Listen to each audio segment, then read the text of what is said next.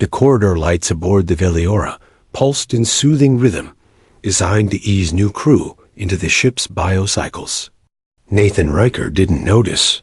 His heart was pounding far too hard for ambient lighting to help. This was his first assignment.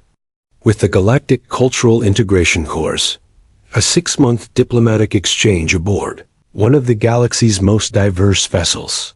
He was supposed to be excited, honored. Instead, his stomach twisted like a wire under pressure as the auto door to his assigned quarters hissed open. Then he saw her. She stood at full stretch, arms high above her head, long silver-blushed limbs, unfolding with a dancer's grace. Her back was to him, but even in that first moment, Nathan's brain short-circuited. The light from the corridor spilled over her body, revealing smooth lavender skin that shimmered faintly like moonlit silk. She turned at the sound of the door and met his wide-eyed gaze. With serene curiosity, Lyrian Cave, his new roommate, and she was completely, unapologetically naked. Nathan dropped his duffel with a loud thunk and scrambled to avert his gaze, staring with sudden intensity at the blank wall to his right. I'm sorry, I thought, quarters. You must be Nathan Riker, she said, her voice like wind through crystal, clear and musical. Human male. Systems. Engineer. You are exactly on time. Her tone was factual, not flustered, not embarrassed. As if his arrival while she was naked was as routine as gravity. He risked a glance. She was watching him with a calm, assessing look, violet eyes glowing faintly in the room's biolight.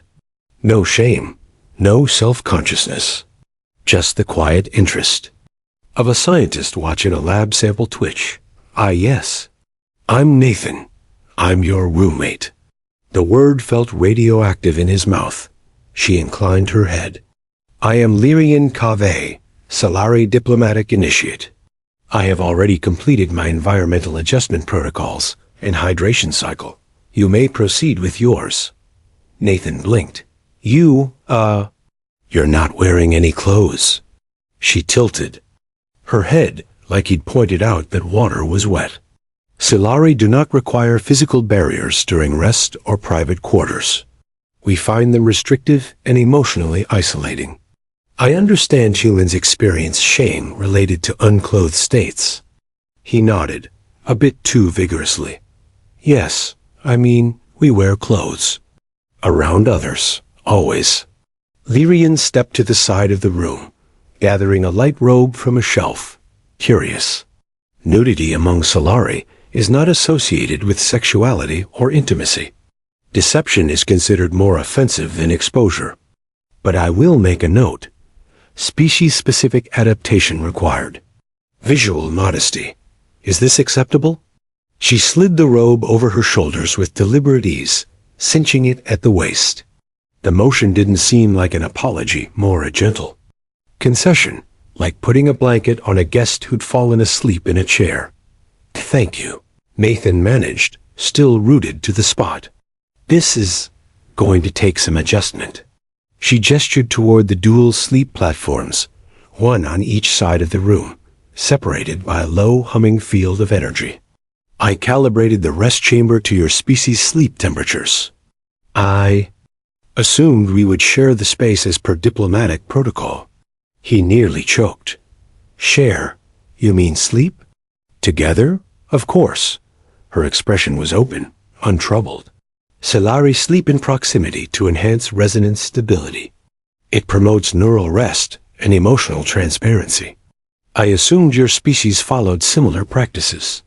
Nathan walked stiffly to his assigned storage unit and pulled out his sleep gear long-sleeved, full coverage, definitely human pajamas. Nope, definitely not. We, usually have separate beds, or rooms, sometimes buildings. Lyrian blinked. Fascinating. By the time lights dimmed for the ship's evening cycle, Nathan lay flat on his back, on the edge of his sleep platform, body locked in tension. The low-energy barrier between their sides buzzed like a whisper. He could hear her slow, even breaths, just a few feet away. She's not doing anything wrong, he muttered to himself, eyes locked on the ceiling panel. It's just sleep. It's just culture. It's fine. His body didn't believe him. Every muscle felt like it was being held hostage. Every shift of her limbs on the other side of the barrier sent another pulse of panic or something very much like it through his system. He turned onto his side, facing away, willing his brain to shut up. Sometime later, after what felt like hours of mental gymnastics, her voice floated softly in the dark. You tremble while sleeping. He froze. Is it fear? She continued, voice like velvet now, or attraction? The silence that followed was louder than any answer he could give, and Nathan knew this wasn't going to be simple. Nathan didn't sleep much that night. Every time he closed his eyes, her question echoed behind his eyelids like a pulse. Is it fear or attraction? He wanted to believe he was just adjusting to the environment. The strange artificial gravity, the low hum of alien tech. But none of that explained the heat that crept under his skin whenever she moved. Or how her voice so calm, so curious, had nestled into a place behind his ribs he didn't know existed. The next morning, the lights gradually brightened to simulate dawn. Nathan sat up stiffly, his sleep shirt clinging to damp skin. Across the room, Lyrian stirred in silence, her silver hair fanned across her pillow like fallen starlight. She rose fluidly, as if gravity were optional, and walked unhurried, unconcerned toward the hygiene alcove. Her robe slipped from her shoulders. Before she reached the threshold, Nathan spun on his bed, facing the wall. Not looking. Not looking. Dear God, don't look. He stared at a tiny maintenance panel, like it held the secrets of the universe. You are unsettled again. Her voice called gently from inside the alcove, slightly muffled through the steam. I'm fine, he replied. Too quickly. There was a pause. You say you are fine, but your heart rate is elevated. Your voice is strained. He cursed silently. Of course, the room monitored vitals. I'm not used to this, he said eventually. Sharing space with someone, naked and beautiful and alien. Another pause. Then she emerged, steam curling behind her like mist on a lake. This time she wore her robe early, cinched tighter than yesterday. She crossed to her side of the chamber and began braiding her hair with patient, practiced fingers. You find me beautiful? Nathan buried his face in his hands. I didn't mean to say that out loud. Lyrian's tone remained neutral, but something in her next words felt lighter. Among the Solari, such compliments are exchanged freely. We honor beauty in all its forms. It is not considered a confession, but an observation. Well, among humans, Nathan muttered, that sort of thing usually means something. She tilted her head slightly. And sharing sleep? What does that mean? He hesitated, then exhaled. A lot. It's usually intimate, romantic, or at least emotional. Sleeping next to someone naked is. That's not just resting to us. That's vulnerable. It's a kind of trust we don't give lightly. Lyrian absorbed that in silence, hands stilling on her braid. Then she spoke, quieter now. To Solari, deception is the greatest obscenity, hiding thoughts, masking feelings. Clothing the body is symbolic of clothing the soul. Nathan looked up, their eyes meeting across the room. Hers were clear, thoughtful, a shade of violet that made the air feel thinner. And yet, she continued, I sense no deception in you, only restraint, fear of being seen. He gave a humorless laugh. You're not wrong. Would you prefer I sleep clothed for your comfort? No, yes, I mean, I don't want you to change who you are. I just need time. She nodded, slow and graceful. Then time you shall have. That day aboard the Veliora, Nathan threw himself into work calibrating systems, updating atmospheric filters, avoiding his quarters. But her presence lingered in the back of his mind, like a perfume he couldn't shake. When he returned that evening, exhausted and ragged from pretending to be fine, she was already preparing for sleep. This time she faced away from him as she disrobed. A small gesture, a considerate one. He climbed into his sleep platform, fully clothed again, and stared at the ceiling. The energy barrier hummed between them, soft and non-invasive. A long silence passed before her voice slipped through the dark. Nathan. He turned toward the sound instinctively. Yeah? I have read that humans dream to process emotion. That's one theory, yeah. She was quiet again for a beat. Last night, while I slept, I dreamed I was swimming. But the water was warm, and the stars were beneath me, not above. I do not usually remember dreams. He swallowed.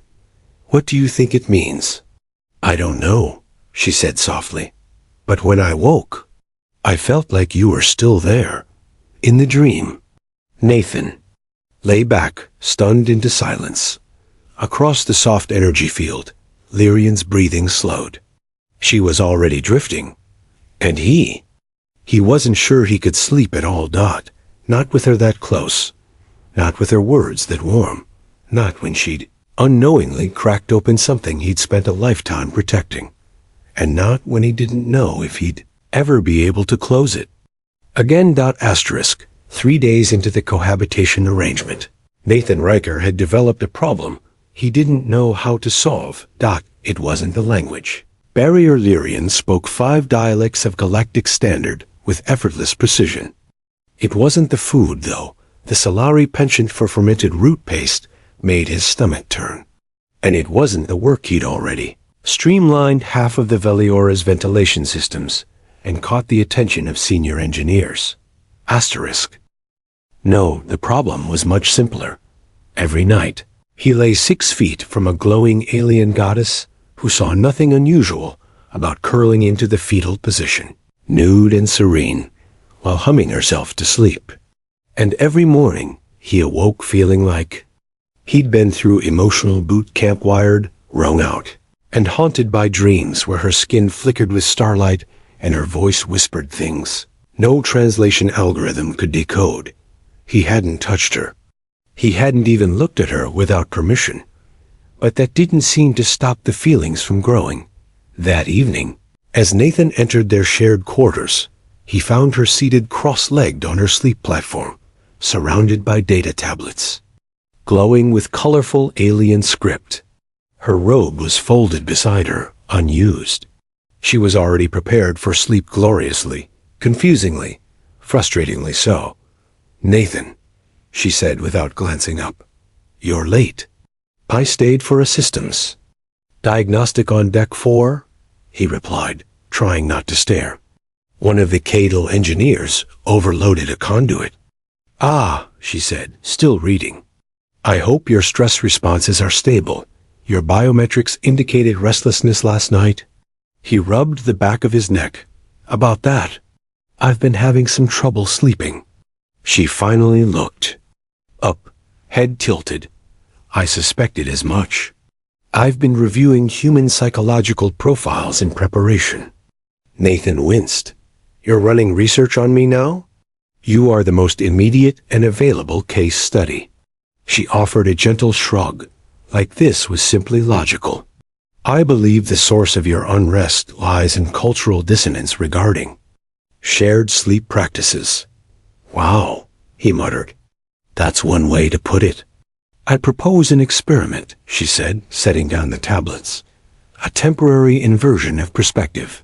For 1 week, we will observe Solari customs without restriction. You will sleep unclothed, without barriers, and I will monitor for improvements in emotional equilibrium. He stared at her. You want me to? What? Participate, she said calmly. For science. Lyrian, I'm human. I don't just take off my clothes and curl up next to someone who looks like you and call it research. That's not how we function. I see, she said. You believe such contact carries deeper emotional implications. Yes. She studied him for a moment and said simply, then we will proceed slowly. And to Nathan's horror and secret relief she stood, walked toward the climate control panel, and dimmed the lights with emotion. The room shifted from white bright to dusky amber. Her glow softened to match it, casting halos across the walls. She returned to her side, lay back, and said, You may remain clothed if you prefer, but I will proceed. For authenticity. Nathan's mind screamed retreat. But some other part of him, curiosity, courage, or maybe the raw, aching need to understand her world, kicked his shoes off and lay down. He didn't undress. But he also didn't flee. Progress. Hours passed. Somewhere between fatigue and fascination, Nathan found himself on his side, facing her through the blur of the low light. Her breathing was steady, her features calm. He studied the contours of her cheek, the subtle rise and fall of her chest dot, and then she shifted. A small, instinctive movement. One leg draped lazily toward the center of the platform, bringing her hand just across the barrier until her fingers brushed his. He froze. Her hand didn't move. Simply remained, warm and open. He hesitated for a long moment, then tentatively let his fingers curl into hers. No words, no reaction. But for the first time in 3 nights, Nathan's heartbeat slowed. The hum of the room softened around him, and as he drifted into sleep, fingers still tangled with hers, he wondered if just maybe he was starting to adapt or fall. He wasn't sure which, but it was too late to stop either one. The dream came in fragments, a ripple of water, warm and gold. A voice like velvet breath saying his name. Fingers, luminous and impossibly gentle, brushing his face in the dark.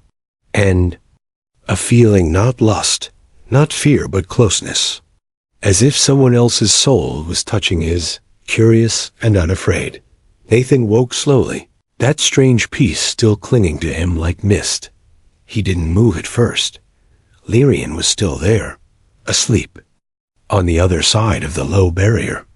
Her hand had slipped away sometime during the night, but her face was turned toward him, mouth slightly parted, silver lashes brushing glowing cheeks. He watched her breathe, not because it was right, but because it felt like the most honest thing he could do. This alien woman, this strange, quiet, radiant being.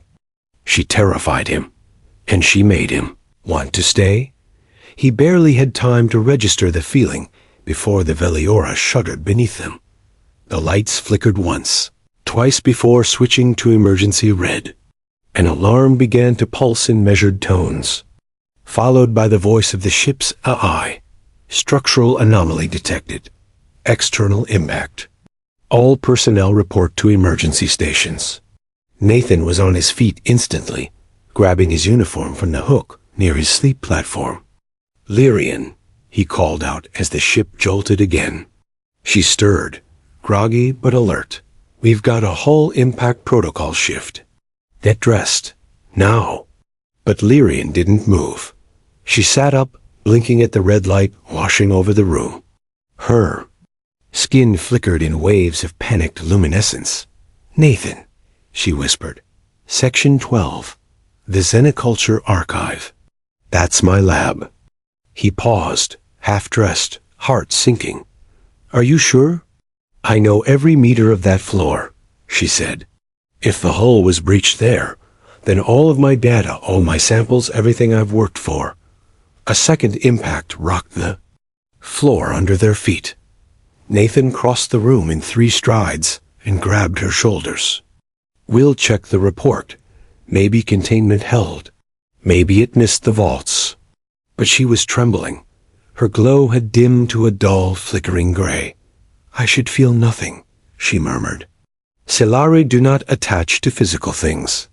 But It was my life's work. He pulled her close without thinking, arms wrapping around her slender frame. She didn't resist. Her forehead pressed to his chest like she was afraid of coming apart if she moved. "I'm so sorry," he said quietly. "I should go," she whispered, even as she stayed in his arms. "Emergency stations?" Nathan guided her gently by this arm, voice low and steady. "Then we go. Together." The next 6 hours blurred into chaos. Emergency corridors lit up in crimson. Security crews sprinted past, and containment doors sealed behind them. The Veliora's engineering wing had taken a direct hit from a rogue debris cluster. Micrometeoroids from an unmapped comet trail. 3 sections were compromised, including the Xenoculture wing. Lyrian's lab was completely gone, not damaged. Gone. Vaporized in the vacuum. She didn't speak during the crisis. Didn't cry. Just moved where she was needed first, to help secure living quarters, then to monitor Solari crew recovering from gas exposure in Section 9. But Nathan could see it in her posture, the way her hands stayed clenched even when calm. Returned. Later, he found her alone in the observation lounge, seated at the far end of the curved glass wall, overlooking the stars. She wore her standard uniform now, clean and composed, but her glow was still dim. He sat beside her silently, unsure if he should speak. "I cataloged 57 xenobotanical species never before recorded by Galactic Sciences," she said at last. Her voice was thin. "One of them had neural conductivity we'd only ever theorized. I named it after my mentor. I was going to publish. I was going to leave something behind." Nathan stared at her, then at the stars. "You still can." She turned her head, eyes dull. "How?" "Because all that knowledge, it's not gone. You still exist. Your memory, your observations, your instincts, it's all still here." He pointed gently at her temple. "And here." His hand shifted to her chest. "And if it helps, here too." Her eyes flickered, just a little. "I don't understand how you humans feel things this strongly without breaking." "We do break," Nathan said softly, "but we keep choosing to feel anyway." They sat in silence a while longer. Finally, Lyrian reached for his hand again, without hesitation this time. "This loss, it is new to me." "You're not alone in it," he said, interlacing their fingers. The glow of her skin returned slowly, as if drawn to his touch, one shimmer at a time. And for the first time since the impact, Nathan saw her truly breathe. They stayed like that for a long time, fingers entwined beneath the quiet hush of stars. The hum of the ship around them faded into the background, leaving only the soft rise and fall of Lyrian's breath and the distant glitter of the void beyond the observation glass. Then the door behind them hissed open. Nathan turned, startled, as 2 figures entered: Commander Thalos and Medical Officer Dr. Crenary. The commander's towering silhouette cut a sharp line against the starlight, his uniform crisp, voice precise. "Technician Riker, Specialist Calvé, we need a word." Lyrian rose first, composed and radiant again, though Nathan noticed the small squeeze she gave his hand before letting go. Commander Thalos came straight to the point. "Your biometric data has triggered an anomaly flagged." Nathan's stomach dropped. "Anomaly?" Dr. Crenary, reptilian and cold-eyed, tapped at her wrist console. "Increased neural synchrony. Accelerated heart rate mirroring. Sleep cycle. Overlap. Emotional resonance spikes. Stronger than expected for interspecies cohabitation." Nathan blinked. "You're saying you're monitoring our feelings?" "The Veliora systems track emotional fields as part of standard harmony protocols," Thalos said. "And your readings suggest a developing romantic bond." Lyrian tilted her head calmly. "That is not forbidden, is it?" "It's not," Thalos said. But it is ... complicated. We've seen these attachments destabilize missions. Emotional entanglements between species with vastly different lifespans, neurological structures, or reproductive mechanisms tend to end poorly for everyone involved. Krenari stepped closer, her voice like cold glass. The last time a Solari human pair bonded emotionally, it resulted in a full neurological burnout. The human partner couldn't process the resonance feedback. He went into cardiac arrest during shared dream state. Lyrian's glow dimmed slightly. Nathan's chest tightened. What exactly are you saying? We're not ordering separation, Thalos said. Yet, but you are under observation. Further intensification of your connection will trigger protocol review. Krenari added, if you continue to develop this bond, you may be removed from the integration program. Your positions aboard Veliora would be reassigned. With that, they turned and left. The silence that followed felt heavier than the vacuum beyond the glass. Nathan sat back down slowly. Lyrian remained standing, her back to him, hands clenched at her sides. They knew, she said quietly. They knew we were close. We weren't hiding it. No, she said, voice barely a whisper. But I didn't think it would matter. I didn't know I'd feel this much. He looked up at her. Do you? She turned slowly, as if answering that question cost her something. Her violet eyes shimmered, not from light, but from emotion, clear and deep. I do not know what love should feel like, she said. But when you touched me earlier, I remembered how my mother held me when I was a hatchling. When you spoke to me just now, it made me want to create beauty again, even from nothing. She stepped closer. When I thought I'd lost everything, I looked for you. Not my data, not my status. You. Nathan stood, heart pounding. Then what do? We adapt, she said. Is that not what humans are known for? But your people, let them watch, she said fiercely, and her glow surged brighter than he'd ever seen it. Let them record every moment. I will not hide what I feel to make them comfortable. Nathan's hand found hers again. You're not afraid? I am terrified, she said, breath catching. But I would rather be terrified with you than safe and alone. He kissed her then. Not for science, not for curiosity, but because the universe had given them this one impossible moment of connection across biology, culture, and fear, and he wasn't going to waste it. Her arms slid around him. Her glow danced over his skin like fireflies. He felt her breath tremble against his mouth, felt the raw and beautiful truth in the way she clung to him, not as a researcher or a diplomat, but as someone choosing him. When they finally pulled apart, her voice was soft but certain. Let them monitor everything.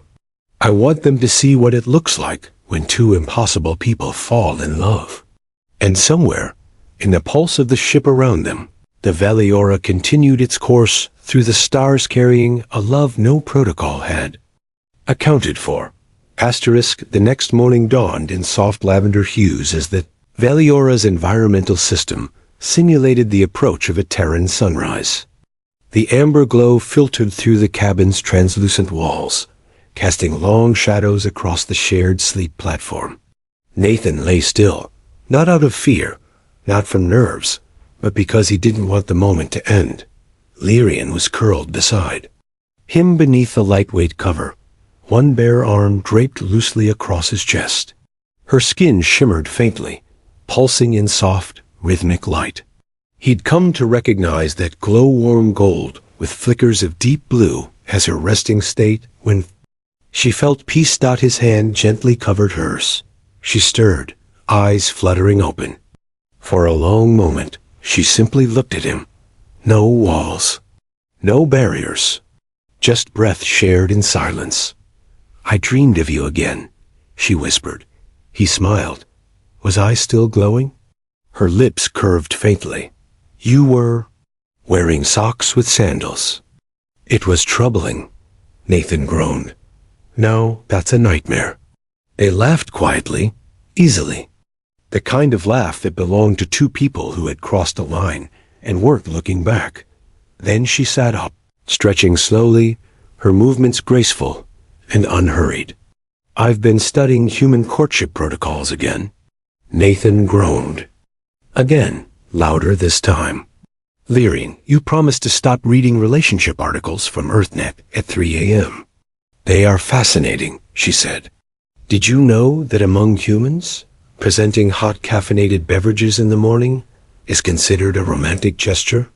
I mean, it is pretty romantic, Nathan admitted, depending on the roast. She rose, wrapping her robe around herself before walking to the console to summon breakfast.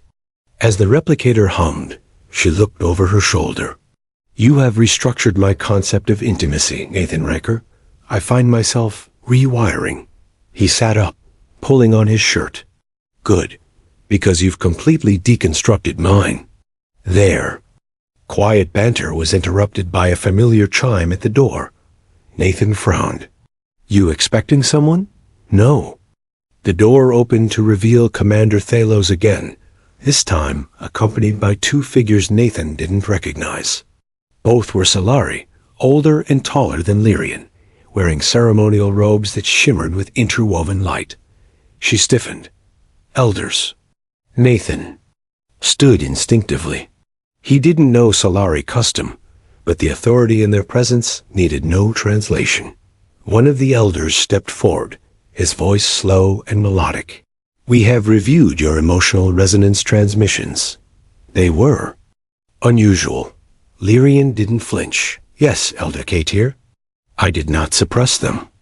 The second elder, a woman with hair like spun silver, tilted her head. You have allowed yourself to be seen. Truly seen. That is not the way of our kind. I know, Lyrian said, her voice soft but unshaken. But it is the way of his kind, and in understanding him, I began to understand more of myself.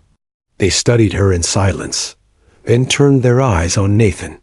He swallowed hard. I didn't mean to. You have done nothing wrong, human, Katir said. You offered your soul honestly. It is not your fault that one of ours chose to match your frequency. Lyrian stepped closer to Nathan. Her glow brightened, not as a flare, but as a shield. I didn't choose him despite what he is. I chose him because of it. There was another silence, heavier than the one before. Then the elder woman spoke again. This bond, it is not what we expected. No, Lyrian replied. It is something new. After a long moment, Katir gave the faintest nod. Then it must be recorded and watched. And perhaps, in time, honored. Without another word, the two elders turned and left. Nathan exhaled sharply, shoulders dropping. Was that good or bad? Lyrian looked at him, eyes brighter than he'd ever seen them. That was permission. Later that day, as the Veliora resumed its course toward the next diplomatic station, Nathan and Lyrian stood together in the observation dome. He slipped his arm around her waist. So, he said quietly. What now? Lyrian leaned her head on his shoulder. Now we begin crafting our own rituals, our own language, our own chaos, Nathan added. She smiled. A chaos I would choose again. And again.